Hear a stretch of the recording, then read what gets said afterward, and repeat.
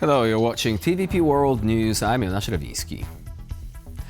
In response to Russia launching a massive air attack across Ukraine, including the western part of the country, the Polish Air Force scrambled its fighter jets and placed air defense systems on high alert. As stated by the Polish Armed Forces Operational Command, the measures are aimed at ensuring the security of Polish territory, in particular in the areas bordering Ukraine. Fighter pairs on duty were scrambled and air defense and radar reconnaissance systems were placed on high alert. This comes as overnight the Russian army struck areas in western Ukraine. Local officials said explosions were heard just 120 kilometers from the Polish border in Lviv, where one person was killed. The town of Muchachevo, near the borders with Hungary and Slovakia, was also shelled. Moreover, yesterday, a Russian drone crashed and exploded near Ossiny in Poland's eastern Lublin region. Polish Defense Minister Władysław Kosiniak-Kamysz called it a provocation by Russia, while the Foreign Minister Radosław Sikorski announced he will launch a formal protest to the Russian Foreign Ministry.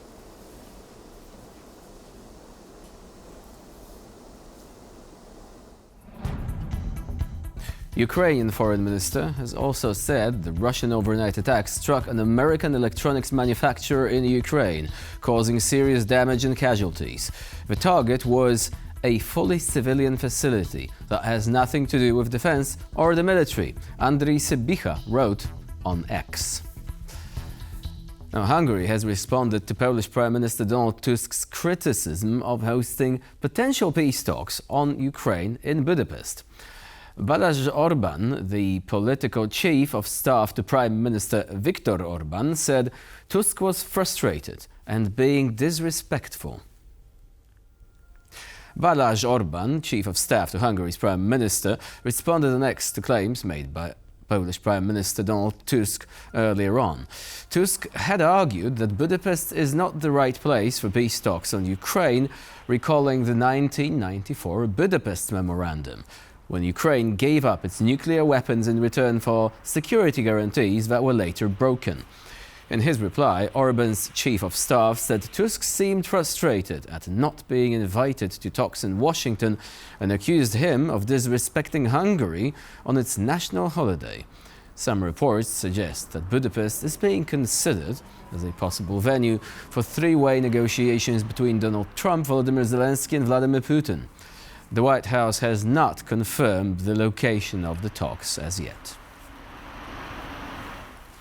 According to Bloomberg, Italian Prime Minister Giorgia Meloni has proposed a post-war security guarantee that would require Ukraine's allies to decide within 24 hours of an attack whether to commit troops. As stated by sources familiar with the matter, Meloni's plan is similar to NATO's Article 5, but does not include Ukraine's membership in the alliance. Now, the plan would require countries that have signed security agreements with Ukraine to deliberate and respond quickly in the event of another Russian attack following a peace agreement. Responses would include defense support, economic aid, sanctions against Russia, and ultimately sending troops to Ukraine. Earlier, reports surfaced that about 10 European countries are willing to commit troops to Ukraine as part of a peacekeeping force that would deter Russia from launching a new attack. But now the way is open for complicated negotiations. In an exclusive interview for TVP World, Ukrainian presidential advisor Mikhailo Podolyak said that it is necessary to build different European security architecture.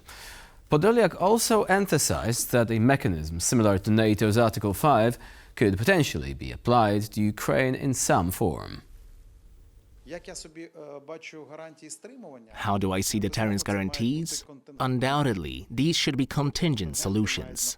That is, contingents must be present on the territory of Ukraine and along the entire eastern border, so that Russia understands it will be fighting not just one country, but a consortium of Ukraine and its partners. Second, I see that the Ukrainian army must remain at its current level of strength or even increase it. But this is a matter of joint financing. In other words, there could be a basic army on the eastern border to deter Russia. I see that there should be a presence similar to Europe, American aviation groups to cover the skies for missile defense. strategic and tactical aviation, as well as protection of the electronic airspace. And again, not only over the territory of Ukraine. This should block Russian capabilities for launching missile and drone attacks from across Europe. I understand that we need to move toward a fundamental restructuring of the missile infrastructure in Ukraine. Along the borders, there should be missile bases with clearly designated targets on Russian territory. Russia must understand, in the event of an attack on any country, it will receive a large number of retaliatory strikes. And this is now being discussed at various levels, in Britain, France, Germany. Regarding contingents, Mr. Merz says that Germany is open to internal discussions. I understand these are complex discussions. We see the initiative of Italian Prime Minister Meloni. It may be possible to use an analogue of NATO's Article 5 in some form for Ukraine. But Article 5 itself is not operational. It is consultative in nature. I believe that now, when it is clear that Russia can only be a subject through war. There is a war, Russia is a subject, it exerts influence, it is invited to the table, it decides something. Without war, it is not a subject. First, Russia has internal conflicts. Second, it is not a subject. I emphasize that it is economically dependent on China. Accordingly, it is necessary to build a different European security architecture. For Ukraine, this will look like a prototype of a new security system, which will make large-scale military actions by countries like Russia on the European continent impossible. US Vice President J.D. Vance, in an interview with Fox News' The Ingraham Angle on Wednesday, said that European countries will have to carry the lion's share of the burden of Ukraine's security guarantees. As stated by Vance, President Trump doesn't think that the United States should bear this responsibility and expects Europe to play the leading role in establishing security guarantees for Ukraine. Well, I don't think we should carry the burden here. I think that we should be helpful if it's necessary to stop the war and to stop the killing. But I think that we should expect, and the president certainly expects, Europe to play the leading role here.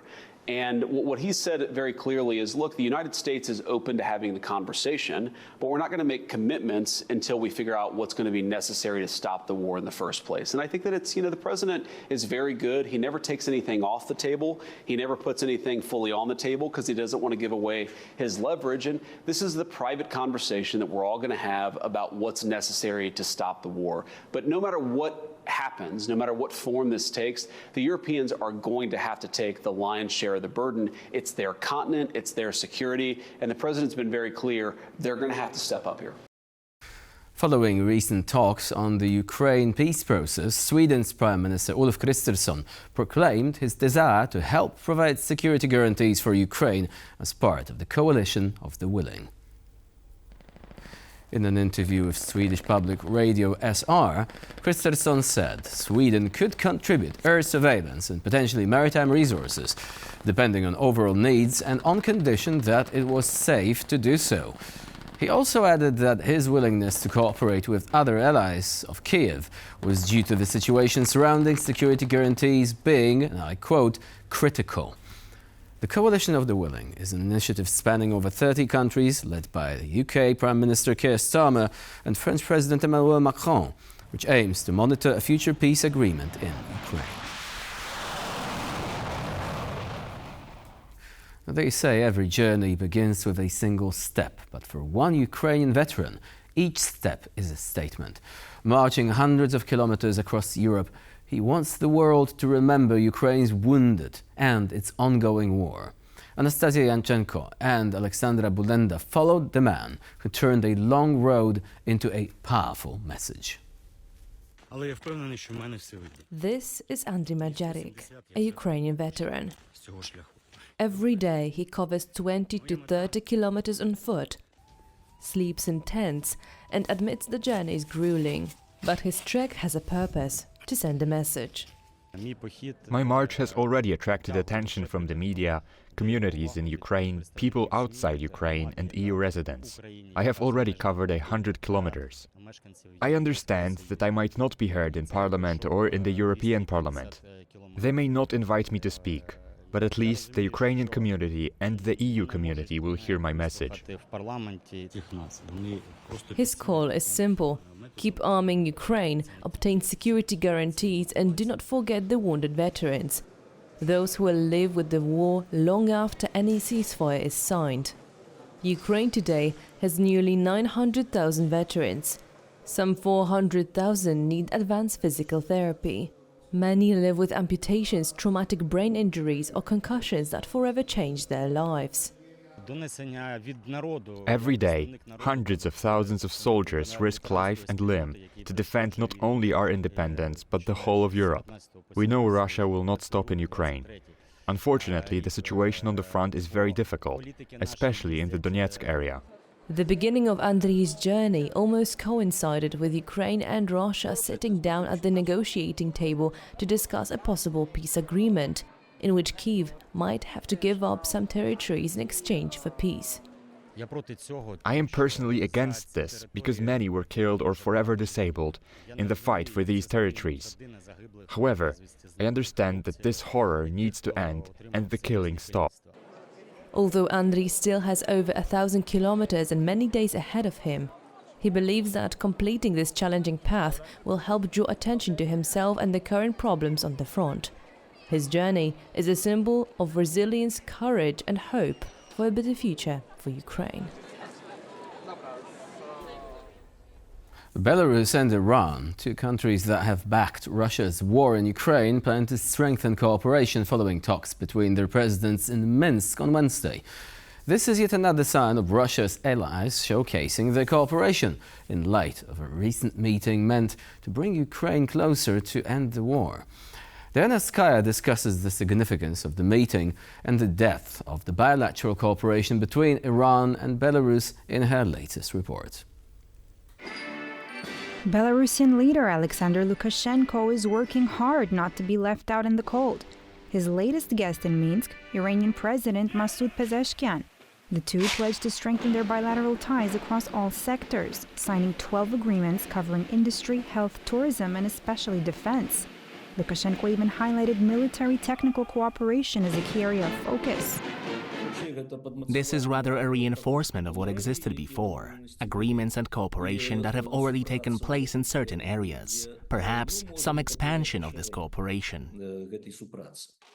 Belarusian opposition leader Svetlana Tikhanovskaya sees it otherwise.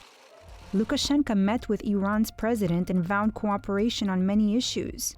This means only one thing, dragging Belarus further into war, isolation, and even nuclear threats.